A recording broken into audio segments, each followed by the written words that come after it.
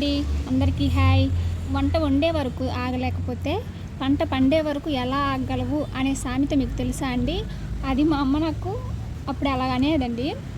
ఎందుకంటే ఈరోజు నేను సగ్గుబియ్య పాయసం చేసినప్పుడు అది మా పిల్లలకి ఇష్టం అనమాట. ఇంకా ఎంతసేపు అమ్మ వండుతావు, ఎంతసేపు అమ్మ అనేసి అంటే ఆ విషయం నాకు గుర్తొచ్చిందండి. మా అమ్మ కూడా నాకు అలా అనేది కాబట్టి ఇంకా సగ్గుబియ్య పాయసం చేస్తున్నానండి.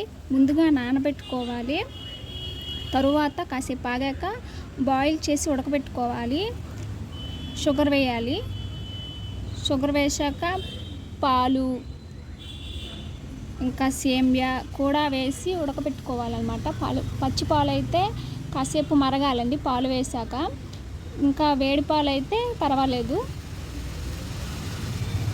నెయ్యి, జీడిపప్పు ఇంకా డ్రై ఫ్రూట్స్ ఏవైనా వేసుకోవచ్చు. బాగా మరిగాక